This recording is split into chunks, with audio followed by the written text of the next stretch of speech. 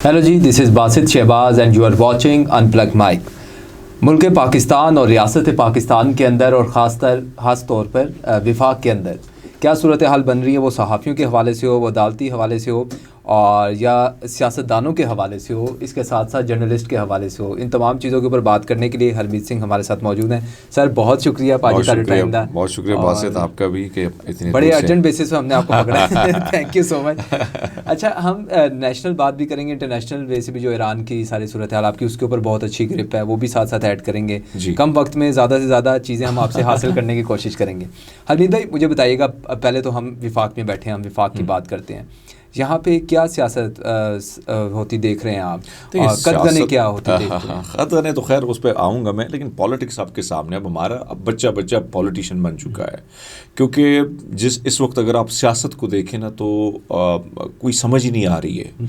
यानी इस किस्म के हालात हमने अपनी ज़िंदगी में कभी नहीं देखे कि यानी जनरल परवेज़ मुशर्रफ का दौर था ना, शायद वो भी इससे बेटर था। कि एक तरफ तो चलो पैसा भी आ रहा था, जॉब भी थी, फिर बोलने के लिए भी थोड़े बहुत एक्सेस हमें थी, कोई इतनी टेंशनें नहीं थी। लेकिन अगर आप देखें, एक तरफ तो एक बहुत बड़ी सियासी जमात को जिस तरीके से दीवार से लगाने की कोशिश, नाकाम कोशिश आप कह सकते हैं, लेकिन उसमें भी कामयाबी नहीं हुई है। उसका नुकसान क्या हुआ? इतनी बड़ी जमात को आपने लगा दिया दीवार से, और उसके ख़िलाफ़ 9 मई फिर दीगर केसेस, फिर इस किस्म के केसेस बढ़, और फिर जिससे किसे सज़ाएँ हुई।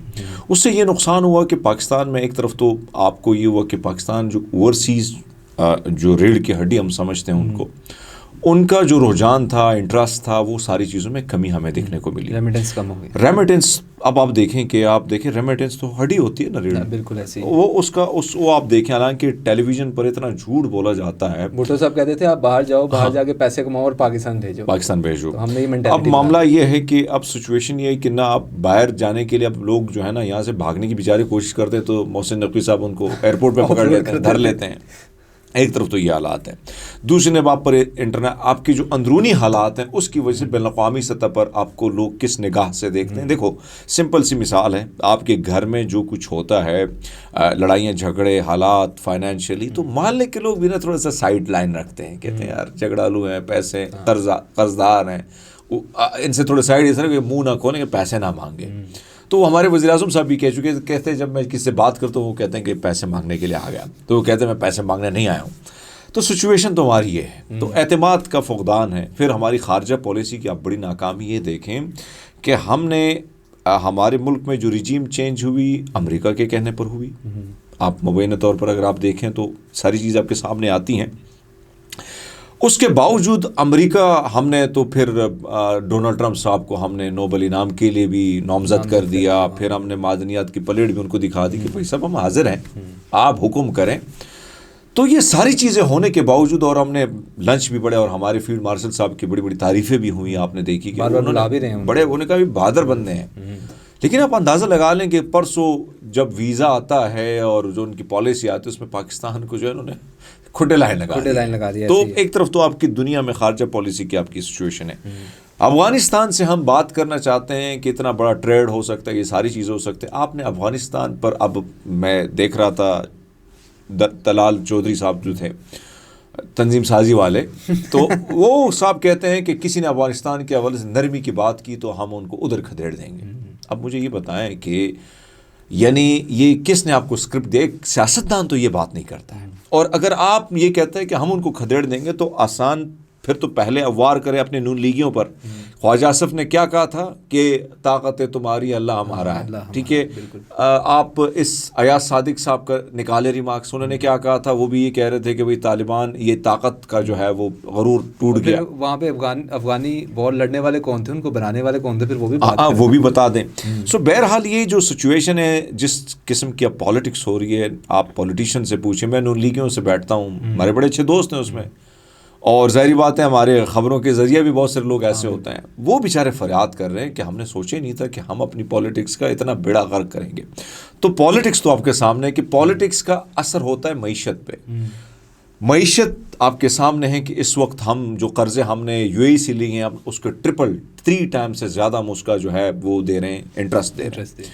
आपकी मईशत का हाल ये कि 30 लाख नौजवान सिर्फ इस 2025 में यहाँ से भाग गए, और ये वो नौजवान नहीं है, ये पढ़ा लिखा नौजवान है जिस मुल्क को बहुत कुछ दे सकता था, भाग के चला गया यहाँ से, क्योंकि एरे गेरे को तो, मेरे जैसे बंदे को तो वो एयरपोर्ट पे ही रोक लेते हैं, ठीक है, वो कहते हैं कि किस लिए निकम्मे आदमी, आपकी ज़रूरत नहीं है। सो डॉक्टर, इंजीनियर, साइंटिस्ट, ये लोग आपसे चले गए, लाखों, ठीक है। इसी तरह आप बेरोजगारी की शरह अगर आप निकालें, 1 करोड़ से ज़ायद नौजवान बेरोजगार हैं भाई साहब। इंडस्ट्रियाँ 150 से ज़्यादा बड़ी इंडस्ट्रियाँ बंद हो चुकी हैं। फैसलाबाद में जाके ताजिरों से मिले, रोते रहते हैं।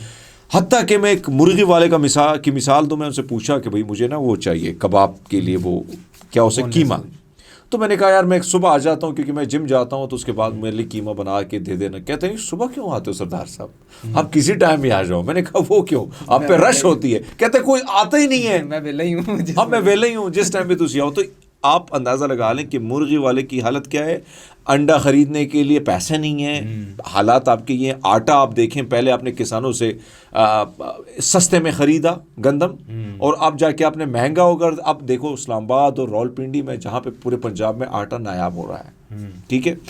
चीनी की हालत है कि चीनी को आप के पास पैदावार ज़्यादा होती है और आपको कहा जाता है कि आपको उसकी ज़रूरत होगी, आप उसको जाके बाहर भेज देते हो, फिर आपको उसको इंपोर्ट कर लेते हो महंगे दामों, वो पैसे भी आपने जेबों में रख लेते हो। तो इससे मुल्क नहीं चलता है। ये ख़ानदान जो है, ये मुट्ठी पर अशराफिया जो है ना, इसने मुल्क को, आप देखें PI, अभी मैं देख रहा था नेपरा ने बयान दिया, या बारीकी वारदातें डालते हैं कि वही मुल्क बिजली तबाह हो। अब बिजली की लोड शेडिंग आप देखें, मैं देखता हूँ शाहजेब खानज़ादा साहब को ढूंढ रहा हूँ कि भाई साहब आप बोलते हैं कि नहीं बोलते हैं, क्योंकि PTI के दौर में तो ये हर प्रोग्राम, गर्मियों में इन्होंने इसको गैस की टेंशन पै गई थी कि गर्मियों, सर्दियाँ आ रही हैं, हालांकि सर्दियाँ बड़ी दूर थी, लेकिन ये भाई साहब मुझे नज़र नहीं आ रहे हैं। सो ये जो मुनाफिकाना रवैया कहीं ना कहीं हमारा भी है ना, उसको भी चेंज करना होगा, साफ़ियों का।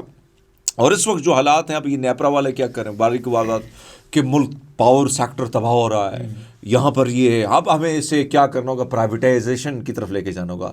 प्राइवेटाइजेशन का ये बयानिया बना के पहले ये भर्तियाँ कराते हैं, सियासी लोगों को करते हैं, मदाखलतें करते हैं, करप्शन बनाते हैं। PI आप मुझे एक बता दें, एक जहाज़ 10 अरब रुपए से ज़ायद है, आपने उसका बेड़ा करके पूरे इदारे ही भेज दिया 10 अरब रुपए पे। फ्रंटमैन कौन, पहले वो हबीब वाला आया और फौजी फर्टिलाइजेशन ने खरीद लिया।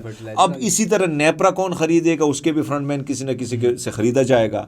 तबाही किसकी हो रही, मेरी और आपकी हो रही। तो हम ये रोना रोते हैं तो कहते हैं आप रोते, आप क्यों बोलते हैं, आप बोलते हैं। तो फिर आप साफ़ियों की जो आपने बात की, अब आप देखें, मैं पाकिस्तान का वाहिद सिख साफ़ी हूँ, और मैंने कभी, मुझे अक्सर तो आपको पता है कि जो आप बात करते हैं तो बहुत से लोग आपको ट्रोल करते हैं कि अक़लियती कार्ड खेलता है। मेरी ज़िंदगी में मैंने अक़लियती कार्ड नहीं खेला, मैं पाकिस्तानी हूँ यार। मुझे ये अच्छा भी नहीं लगता कि आप अक़लियत है, why do you said they are the not majority, they are the minority, ठीक है। तो ये कहना ही मुझे लगता है ऐसे पाकिस्तानी गैर मुस्लिम आप मुझे कह दें, लेकिन आप देखें कि मेरे पे तज्ज़िये बंद हो गए हैं।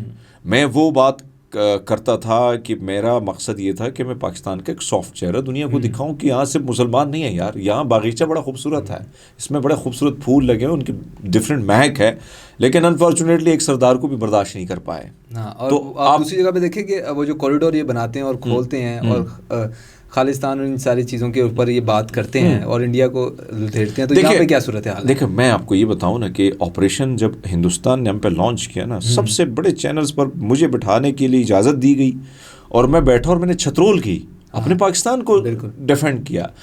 देखो, मैं अगर घर की बात नहीं करूंगा, मसाइल नहीं बताऊंगा, घर कैसे ठीक होगा? बिल्कुल ऐसे ही। तो अभी आपने पीका एक्ट के तहत मुझ पे गद्दारी, बगावत के मुकदमे बना दिए, फिर आपने देखे पूरे साफ़ी बेरोजगार हो चुके हैं। ऐसे ही है, बहुत जो बोलता है उसको चुप कराने के लिए बंदे बैठे हुए हैं, तंग किया जा रहा है, अदालतों में कुसेड़ दिया जा रहा है, आपका रोजगार आपसे छीन लिया गया है। तो सहाफ़त तो अब मुश्किल हो चुकी है। इसराइल के बाद, इसराइल वो मुल्क है जहाँ पे सबसे ज़्यादा कत्लेआम साफ़ियों का उन्होंने कराया, मईशत उनको माशी तौर पर नुकसान पहुँचा। उसके बाद दूसरी नंबर अगर हम आते हैं ना, अब आप निकालें उसको, तो मेरे ख्याल में सूडान और सोमालिया और इसके, लेकिन पाकिस्तान दूसरे नंबर पर इसराइल के बाद आता है, जिसमें साफ़ियों की हालत है। तो साफ़ियों का तो पूछिए मत, आप टेलीविज़न पर बैठे होते हैं, मैं बेचारे बहुत सारे रिपोर्टर से पूछता हूँ, क्योंकि मैं रिपोर्टर आदमी हूँ, फिरता रहता था, रिपोर्टिंग करता था, तो हम टिकर भेजते थे, सीधा जाके एडिटर साहब के पास पहुँचते, वो देखते, उसको करके सेट करके लगा देते। अब वो एडिटर कहीं और जाते हैं टिकर, कहीं और से मस्बत कहते हैं मस्बत खबरें दो, कभी स्टॉक एक्सचेंज मरीख पर पहुंच जाता है, कभी चांद पर पहुंच जाता है। तो भाई साहब ग्राउंड रियलिटी है कि लोग मर रहे हैं, बिलक रहे हैं, लोग के पास पैसा नहीं है, खाना नहीं है, बेचारे दवाइयाँ नहीं है हॉस्पिटल में डॉक्टर्स की कमी है, डॉक्टर भाग रहे हैं यहाँ से। आपका किसान आपने तबाह कर दिया आपकी पॉलिसियों की वजह से, क्योंकि आप चाहते हैं कि हर चीज़ बाहर से इंपोर्ट की जाए, आप चाहते हैं कि यहाँ पर कंक्रीट बिछा दी जाए और किसानों को इतना मायूस किया जाए कि वो बेचारे भाग जाए। 25 लाख किसान यहाँ से अपने ज़राअत का जो शोबा है उसको छोड़ चुके हैं। तो ये किसका नुकसान हो रहा है? आपकी तो मुट्ठी भर जो अशराफिया आपकी नस्लें जो है अमीर हो रही हैं, लेकिन नुकसान क्या हो रहा है? मेरे जैसे आप जैसे बंदे का, मिडिल क्लास ये हो रहा है। वो बेचारा, हम नहीं रोएंगे तो कल तो नुकसान हमारा ही है ना, हमारे नुकसान हो रहा है। आपके तो भाई साहब बाहर जाके आप सेटल हो जाएंगे, आपके पास सिटीजनशिप हैं, आपके पास आपकी कारोबार है, आपके सारा कुछ सेटल है। नुकसान तो मेरे भाइयों को, पाकिस्तानियों को हो रहा है। सो आप सॉरी टू कट यू। आप ये देखें, अब आप मईशत की बात करें, मैं एक चीज़ इसमें ऐड करना चाहूँगा। मेरे दोस्त नहीं कह सकते, बड़े ही हैं, और उनके स्टूडेंट्स कुछ IMF में हैं। मैंने उनके साथ पॉडकास्ट भी किया और उन्होंने ऑफ द रिकॉर्ड मुझे बताया, कहते हैं जब हमारे स्टूडेंट यहाँ आते हैं और मेरी उनसे मुलाकात होती है, वो प्रोफेसर हैं, डॉक्टर प्रोफेसर लेवल के बंदे हैं। वो कहते हैं यार हमें शर्मिंदगी होती है पाकिस्तान को कर्ज देते हुए, जिस फानूस और जिस कारपेट के नीचे हमसे कर्ज मांग रहे होते हैं ना, वो हमारे दफ्तरों में नहीं बिछे हुए। तो हम हंस रहे होते हैं कि यार ये हमसे कर्ज मांग रहे हैं इस मुल्क को चलाने के लिए। हम हिंदुस्तान के खिलाफ बोलते रहते हैं और आप एक बयान किया जाए। आप देखें उनके वज़ीर आज़म किस गाड़ी में जाता है। उनका वज़ीर आज़म अटल बिहारी वाजपेयी छोटे से रूम में रहता था। उनका आर्मी चीफ का घर जो है, उसका नाम भी आपको पता नहीं होगा, वो उसका एक घर है पहाड़ों में, एक छोटा सा घर है, इसकी सड़क भी नहीं है। ऐसी है कौम ऐसी तरक्की करती है। आप उनसे सीखो, आप दुश्मन से भी सीखो यार, वो क्या कर रहा है आपके खिलाफ। हम उनसे सीखते हैं। ईरान ने सीखा ना, ईरान दुश्मन से सीख रहा है और उसको मुकाबला कर रहा है, तो हम भी कर सकते हैं। लेकिन मसला ये है कि हमारे अंदर ना कौमियत वाला मामला बड़ा कम है। हर बंदे का जितना बस चलता है वो उस मुल्क को खा रहा है, लूट रहा है। तरस आता है मुझे इस वतन अजीज़ पर कि जिसके लिए कितनी क़ुरबानियाँ दी गई, जिस नज़रियात पर इसकी बुनियाद रखी गई है, आज उस नज़रियात के साथ जो खिलवाड़ हो रहा है, आज जो उस मुल्क के साथ खिलवाड़ हो रहा है, तो यकीनन इस वक्त जो सूरत हाल है आप अंदाज़ा लगा लें कि बस लुटेरे आते हैं माजी की तरह और लूट के चले जाते हैं। वही सिचुएशन इस वक्त पाकिस्तान में हो रही है। Lastly coming to last 2 questions. पहले तो ये आपको निकालने की वजह क्या बनी? बड़ी वजह, बेसिक वजह कहती है, if you want to share, अगर आप वो बताना चाहें वो कहानी क्या थी? सर कहानी यही जो मैं आपके सामने बोल रहा हूँ। तो आपको किसी एडिटोरियल पॉलिसी के तहत आपको बताया नहीं गया कि इस इदारे की ये पॉलिसी है? मसला ये है कि हमने कौन सा किसी को गाली दी है, किसी के खिलाफ आइन की धज्जे उड़े। जिन्होंने आइन की धज्जे उड़े उनके साथ आपने क्या किया? उनको तो वेलकम ही करते हैं। जिनको आप डिक्लेयर करते हैं कि भाई ये फलां मुजरिम है, मुलजिम है, आप जाके एयरपोर्ट जाके उनको रिसीव करते हैं, आपकी अदालतें जाती हैं, तो फिर हमारा क्या कसूर है भाई साहब? हम तो निशानदेही करते हैं। वो शहीद अरशद कहते थे कि भाई हम तो आईना दिखाते हैं, आप आईने में आपके बाल अच्छे नहीं है आपको लग रहे हैं तो ठीक कर दो ना।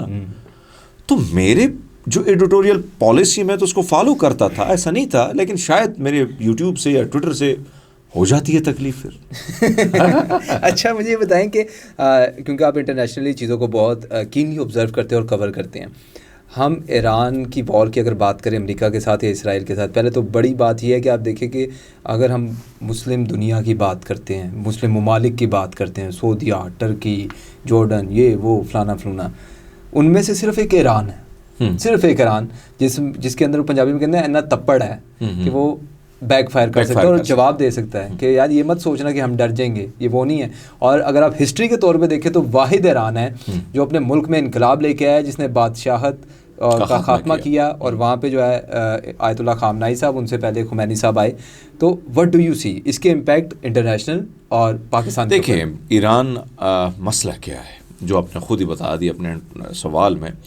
इस वक्त आप गाज़ा में देखें ना, गाज़ा में जो जुल्म ज़्यादती हुई, और मैं पाकिस्तान का वाहिद सहाफ़ी हूँ कि मुझे आपके मुसलमानों ने कहा कि यार आप पे अमेरिका के वीज़े बंद हो जाएंगे, कनाडा के वीज़े बंद हो जाएंगे, आप बहुत बोलते हैं गाज़ा के हवाले से, डॉलर बंद हो जाएंगे, एक सहाफ़ी ने मुझे कहा था। अच्छा, तो मैंने कहा ऐसे डॉलर पे भी लानत और ऐसे वीज़े पे लानत, जहाँ पर जुल्म हो रहा है और मैं चुप हूँ तो ये ज़्यादती है।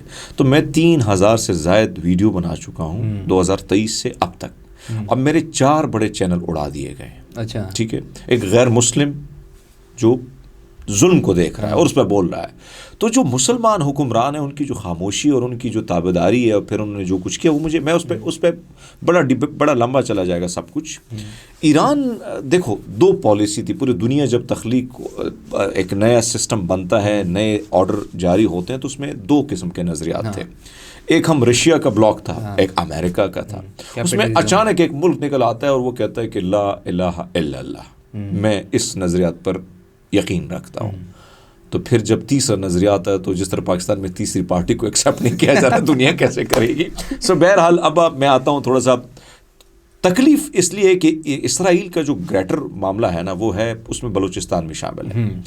तो वो नहीं चाहता, इसमें सबसे बड़ी रुकावट ईरान है। ईरान की जो फिर आपने देखा कि रेजिस्टेंस के लोगों को सपोर्ट करना, यमन में होसीज को, फिर इसी तरह आप देखें उधर जाके लेबनान में हमास को, ये सब सपोर्ट ईरान ही वॉर करता रहा।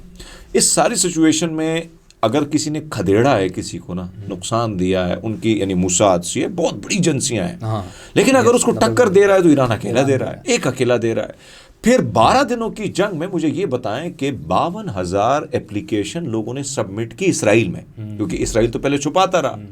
हॉरिट्स ये लिखता है कि ये हॉरिट्स और यदयूद एहरोनोत की खबर है, मेरी नहीं है। अगर पाकिस्तानी गए आर्मी जज्बाती बात करें, मैं जज्बाती बात नहीं करता हूँ, आप सर्च करें, अब चैट जीपीटी भी पड़ी होंगी। 52,000 एप्लीकेशन इसराइली देते हैं कि भाई हमारा घर तबाह हो गया, भाई हमारी बिल्डिंग तबाह हो गई, मेरी गाड़ी तबाह हो गई। अब ये 52,000 का मकसद ये होता है कि पाकिस्तानियों की तरह नहीं गया है, मेरे चाचे दा पुत है, इस तरह आप नहीं दे सकते। घर में जो हर एप्लीकेशन आप घर में अगर 22 बंद है एक एप्लीकेशन दे सकते हैं। अच्छा, तो 52,000 एप्लीकेशन अगर गई है इंश्योरेंस के लिए, तो आप अंदाजा लगाने कितनी तबाही हुई है। और मुझे ये बताएं कि किसने सरेंडर किया, किसने कहा हम जंग नहीं चाहते? अमेरिका ने कहा हम जंग नहीं चाहते, रोक दो, सीज फायर कर दो। यह सबसे बड़ी तकलीफ वहां है। अब ईरान का जो मामला है इस वक्त आप देखेंगे, रिजीम चेंज करने के लिए अपने लोग भेजे, लोगों को शूट किया, बाकायदा सारी चीज़ें। ईरान की जो इस वक्त मुख्तलिफ मैं अखबारात देख रहा हूँ अमेरिकन तज्ज़ियाकारों को, वो कहते हैं कि इतना आसान नहीं है वेनेजुएला या इराक या इस तरह आसानी से, या पाकिस्तान भी आप ले लें कि शहबाज शरीफ को मुसल्लत किया गया तो किसने किया गया? जो change hybrid change regime change हुआ, इमरान खान क्यों जेल में है सबको पता है, इंटरनेशनल सारी चीज़ें। तो हमने तो हाँ कर दी, लेकिन ईरान में रिजीम चेंज करना आसान काम नहीं था। ईरानी अवाम ने फिर जैसे मुतबादिल में जो प्रोटेस्ट किए वो भी आपके सामने थे। अब मामला ये है कि सऊदी अरब को भी खनक पड़ गई है। अब आप देखें पाकिस्तान में पहले होता है फील्ड मार्शल साहब उलमाए किराम को बुलाते हैं और वो कहते हैं हम आपके हाथ पे बैत करने को तैयार हैं। हालांकि इस्लाम में ऐसा नहीं है, ठीक है, लेकिन यहाँ पे की जा रही है। अब एक और उलमाए किराम निकलते हैं कराची में, मौलाना फजल रहमान साहब, बहुत बड़े बड़े नाम है, नामवर उलमा है, वो क्यों निकलते हैं और वो क्यों एंटी इसराइल नारा लगाते हैं और गजा की मुखालिफत करते हैं? अब समझ जाओ, मैं जो इशारा दे रहा हूँ कि सऊदी अरब ने जब देखा कि यूएई जो डिफेंस का अड्डा बना रहा है और उसके पीछे इसराइल है और वो मेरे बॉर्डर पे पहुंच गया और ग्रेटर इसराइल का मामला हमवार हो रहा है, तो उसमें तो मेरी वाट लगनी है। तो इतनी आसानी से जो मैं प्लानिंग कर रहा था, फिर F-35 तैयारों की मुखालिफत इसराइल ने की जो सऊदी अरब को मिलने वाला, तो सऊदी अरब ये सोच रहा था कि भैया मैं तो पाकिस्तान दुनिया में नरमी कर रहा हूँ इसराइल के, और इसराइल मेरे खिलाफ जो गेम खेलो बड़ी ख़तरनाक है। अब मुझे ऐसा लगता है, मेरा ये तज्जिया, शायद मैं गलत हो सकता हूँ, कि सऊदी अरब ने इसमें बड़ा रोल प्ले किया, ओमान ने किया, यूएई ने भी किया कि भाई साहब तेल आपका रुक जाएगा, पूरा खित्ता तबाही में चला जाएगा, नुकसान सबका होगा। और ये सिर्फ ये वॉर नहीं होगी, ईरान के साथ नहीं होगी, इसमें रशिया, इंडिया भी शामिल होगा। पाकिस्तान तो नुकसान ही पाकिस्तान का होना है, वो एक अलग टॉपिक है। पाकिस्तान का क्या नुकसान है वो एक अलग टॉपिक है। तो ये पूरी एक चैन है, और ये चैन जब बिगड़ेगी तो इसराइल तो इतना से बेचारे फाइटर भी नहीं, अब ज़बरदस्ती लोगों को लगा के उधर बिठाया हुआ है, ज़बरदस्ती की आपको रिहाइश दी है, स्विमिंग पूल, बच्ची, अयाशी, सारा कुछ चल रहा है। तो ऐसे में वो इसराइल में तो उनकी यानी ज़मीन के लिए तो लड़ने की उनके अंदर कैपेसिटी नहीं है। ज़मीन के लिए 8 साल की जंग ईरान ने की है इराक़ के साथ, जब सद्दाम हुसैन को फुली अथॉरिटी थी मगरिब की और सऊदी ममालिक की, उसके बावजूद खदेड़ के रख दिया इराक़ ने, आखिरकार हाथ खड़े कर दिए सद्दाम हुसैन ने। और फिर आप देखें कि ईरान की अब नौमौलूद बच्चा है, अब उनसे माँ बाप छीन ले, कैसे सर्वाइव करेगा? इनकलाब आता है और 2 साल बाद उनकी पूरी लीडरशिप को शहीद किया जाता है, लेकिन मुल्क सर्वाइव कर रहा है। अभी आपने देखा कि 12 दिनों की जंग में बड़े बड़े लोगों को उड़ा दिया, फिर भी ईरान सर्वाइव कर रहा है। तो इट्स मीन आसान नहीं है। 2 करोड़ वॉलंटियरली लोग खड़े हैं, रजिस्टर हैं इस गवर्नमेंट के साथ, फौज को आप निकाल दें। फिर ऐसे ऐसे मिसाइल उनके पास हैं। आप ईरान के पास देखो, सब्जी ज़रात के हवाले से वो खुद इन्हिसार है, गाड़ियाँ वो बनाता है, वो जो है नैनो जो टेक्नोलॉजी की बात कर रहा हूँ, उसमें दुनिया में वो टॉप पे है। उसके ड्रोन की तारीफ किसने की है? डोनाल्ड ट्रंप ने की है। तो फिर इस सारी सिचुएशन में हालात बड़े ख़राब होने थे। सिंपल इज़ दैट कि फिर इसराइल के नेतन्याहू को कॉल करनी पड़ी और बड़े साहब को कहा कि मत कीजिएगा। और बड़े साहब को भी कहा गया था, इन्हें ट्रंप चाचे को, कि चाचा अगर आप करेंगे तो उसका नुकसान होगा, हम नहीं कर सकते ये ऑपरेशन, ये वेनेजुएला नहीं है। तो फिर चाचे को भी पता चला कि भैया मुश्किल है, तो उसने चीज़ें, और उन्होंने बहाना ये बना दिया कि भाई साहब वो ईरान वालों ने कह दिया हमने कत्लेआम बंद कर दिया। ये पूरे एक ड्रामेबाजी, ये सारी चीज़ें, लड़ाई किस लिए सबको पता, लेकिन इसका नुकसान क्या होता। तो एक बार फिर ईरान जो है आप समझ लें कि वो असर रसूख, यानी उनको ये हुआ कि उनका जो असर रसूख है ख़ित्ते में, या कहीं ना कहीं उनको दोबारा रब ने फिर उरूज पर पहुँचा दिया। तो ये बहुत बड़ी हिकमत अमली है और कामयाबी मैं समझता हूँ कि इन लोगों की। और लोग समझते हैं कि एक चीज़ जाते जाते मैं कहूँगा कि आयतुल्लाह खामनाई को रास्ते से हटाना। आपको पता है ईरान में जो पॉलिसी है ना कि आयतुल्लाह खामनाई के पीछे कुछ 5000 के करीब ऐसे आयतुल्लाह तैयार बैठे होंगे कि वो उनसे ज़्यादा सोफिस्टिकेटेड, ज़्यादा इंटेलेक्चुअल, ज़्यादा पढ़े लिखे आएंगे, और वो जब करेंगे तो उनकी एक्सेप्टेंस अवाम में, मुज़ाहमत उनके खून में है, और वो रेजिस्टेंस जो है ना वो कहते हैं ना कि पाजी उनके तो वो अहले तशरीफ़ मकाते फ़िक्र के जो लोग हैं ना, क्योंकि हम सिखों में और उनमें कहीं ना कहीं हमने इस खित्ते में अगर रेजिस्टेंस किसी ने की, हमने की है, तारीख उठा के देखना। तो हमारे जो गुरु साहिबान हैं उन्होंने जो उनके साहिबजादे यानी 12 साल 7 साल की उम्र में उन्होंने लड़ाइयाँ की, 7 साल में तलवार उठाना आसान काम नहीं है, लेकिन वो रेजिस्टेंस शो हुई है। इसी तरह उनके देखिए इमाम हुसैन जी के, मैं इराक़ के करबला में उन मैदानों में गया हूँ जहाँ पे मैदान करबला में जो जुल्म ज़्यादती हुई, उसको आप देखें कि पूरी फ़ौज और एक तरफ 72 लोग, और उसमें मासूम असगर छोटी उम्र का शहज़ादा। तो आप छोड़ दें कि जब आपके खून में, और आपको ये डर खौफ ही ना हो कि मैंने शहीद होना है, तो फिर मौत का खौफ तो ख़त्म हो जाता है, फिर वो चीज़ें ख़त्म हो जाती हैं। Thank you so much Harmeet साहब, आपने टाइम दिया और बड़े शॉर्ट नोटिस पे एकदम हमने आपको पकड़ा। Thank you so much. बहुत सी चीज़ें आपके साथ डिस्कस करनी थी जो रह गई, नेक्स्ट टाइम अगर ज़िंदगी रही तो आपसे मुलाकात होगी।